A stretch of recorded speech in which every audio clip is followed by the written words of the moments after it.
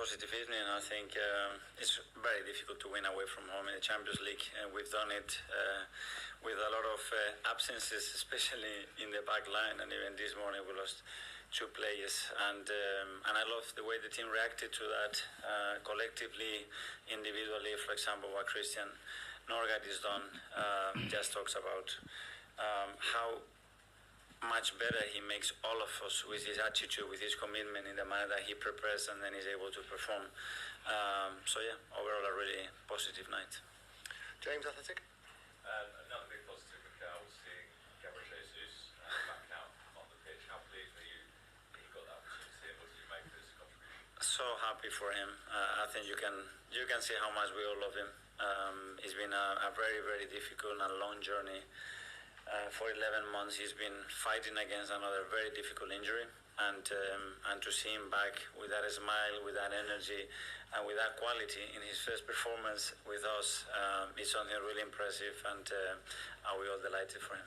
One of the tragedies really of his injury in January was that he was just finding some fantastic form again and making a big contribution. Do you believe he has a big part to play for you? Yes, and especially if he continues to perform in the manner that he's doing, and the energy that he's putting in training, I think he brings something else, and I was really happy to see that, and for him as well, for his confidence to grow, for his teammates to feel him as well, because some of them, they haven't played with him. So Gabi has a really special quality, which is that suddenly he connects everybody around him, and that's something that we as a team needs, and it's going to make us better. Sam, Telegraph? Hi, Mikel. Hi. Just on Noni Madueke. Firstly, what are your thoughts on his first goal and then his overall performance? Unbelievable. I mean, when you talk about individual quality and individual action, a magic moment, that's it. You know, a player that is able to pick the ball that far, dribble past people, and finish with the quality and the power that he's done. The same as Martinelli as well. I think at this level, you want to win games, you need individual players to step out and to do something different. So very happy, because now we have some players back in the front line, and you can tell how much better we are with them. Obviously, Bakayo's been the guy in that position for so long. How much does it help now having Noni really pushing him and being there behind him every minute?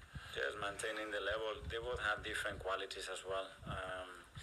And it's great, because we're going to need them. We are playing every 3 days, and players with that freshness and with that bite in the teeth as well, understanding that they have to perform at their level, and this is the standards that we set. It's something really good. Tom from each. Mikel, this is the fifth time where you've responded from a result that you didn't win by winning the next game. I mean, that must send a strong message out, and how you're responding to those difficult results. Well, that's what you want immediately after a defeat, to win a game, and the way that they presented, he had his challenges, especially when we lost again another two players. But again, it shows as well how stable we are, the standards that we set ourselves, and the capacity that the team has to win in different ways. And today, I think, was a good example of that. Phil, PA? Hi, Mikel. Just on Madueke again, obviously Bakayo's made that position his own, but when Madueke plays like that, scores 2 goals, does it give you a bit of a headache? And, you know, is he almost undroppable when he plays like that? It's about consistency. So any player that plays in the middle, we have the same example, is we need to have those standards and play consistently. It's not a game, it's 2 games, 3 games. It's can you do it 10 games in a row every 3 days, and that's the levels that we have to hit. Isan, Daily Mail? Hi, Mikel. So in terms of the back line, we saw obviously 16-year-old Marley Salmon come on in the second half. What was the thoughts behind that, and how do you think he played in that short cameo? Well, the thought was as well from yesterday. The fact that we had to play Christian as well, we have to really consider, because we're playing a really good side that had some really good results in the Champions League at home as well. But we knew that at some point we had to use him, so he was ready, he was prepared. He can play as a centre-back or as a full-back. I'm delighted, so young, 16 still, yeah? Like 16, that he's playing the Champions League, so yeah, what a great night for him as well. And in terms of the young players you've had in the last couple of seasons, how much pride does it give you to just give them a bit of game time for the first team? Well, that's great, that's what we want. That's why we put so much work and everybody in the academy put so much enthusiasm, work, and for a long time you have to prepare those talents. So thanks to them, because when we need them, they are there, they are ready to perform. So that's great. Okay, last two. Charlie Sun. With Noni, in terms of being consistent over 10 games, the hope, is that something you've spoken to him about? Yeah, and in 10 consecutive actions, and that's the level that they leave the game in every. Special tonight. Yes, you did. You're into the night. Liverpool have just seen dropped out the top 8. Oh, yeah, but you got to be there at the end. That's the most important thing. Actually, a little bit, Joe. I want to ask you again.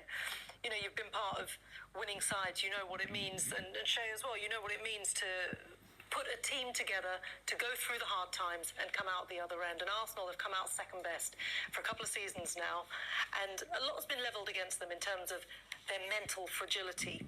And I just wanted to know your thoughts on whether the side that you're seeing now looks like a side that could actually potentially go all the way now. Oh, I think they're a quality team, no doubt they've got quality players. And it's not necessarily their mental fragility, it's just the powerhouses that they've been up against. We saw in recent seasons how City, when it comes to showtime in March, they've just been able to put their foot down and just relentlessly win games. Liverpool did it last season, obviously not so much this season. And Arsenal, just in those big moments, they've always looked quite good recently over the start of the season, but credit to them. They've had some really good results and some really good performances, but tonight's important. You have to bounce back. You are going to lose, simple as that. Like, you are going to have these moments. Even the great teams through the leagues have had to take punches on the nose, but it was a good one tonight, changing the team up a little bit. People have come in, done well. They've got, like I say, Jesus coming back. Feel good going into that Wolves game. Yeah, and that's the key, isn't it? When you can change your personnel around and still get the result, it means that the foundation is so solid and perfect. I think it's the perfect scenario for Mikel Arteta. First of all, the clean sheet. We know how much Arsenal value that defensive stability, and it's something that has been missing. But it's interesting actually when Calafiori came on, and he came on at centre half. So is that something that Arteta is looking at and maybe going forward if they're in a scenario where both the centre halves are out again and they can't call upon them? I mean, as well as Marley Salmon coming on, obviously 16 years old. The fact that Gabriel Jesus, best part of a year, he's coming on. He had a couple of shots, one that hit the bar, and actually a really nice moment after where all of his teammates are coming up to him, shaking his hand, giving him a hug, so they know that that's a huge moment for him. And we're not even talking about the 2 wonder goals yet. We've not even got there. Obviously, Madueke, the way that he starts it off, and he skips past Says, and then the way it's a thunderbolt, it's a real rocket. And you've got the other side of it with Martinelli. It's completely different, where he starts on the left-hand side, and initially he cuts across the box, and the more I see it, the more I like it. I still stand by the fact I think Madueke's got better, but actually he's coming away from goal, Martinelli, when he hits this. His touch takes him away, and then the way that he wraps his foot with his instep, his hips, and you see he's using everything possible to wrap his body and his foot round the ball, and obviously finishes in the top right-hand corner. But from an Arsenal perspective, clean sheet, players getting minutes, debutants, it had it all, and they will go back thinking about Wolves on the weekend and think, right, 3 points there and we're back in business. Yeah, and they've got Inter Milan and Kairat Almaty in their final 2 games, Arsenal, but they're very nearly there. They've nearly put their place in the last 16. Just time to have a word about Newcastle, who've drawn away to Leverkusen, of course beat Manchester City a couple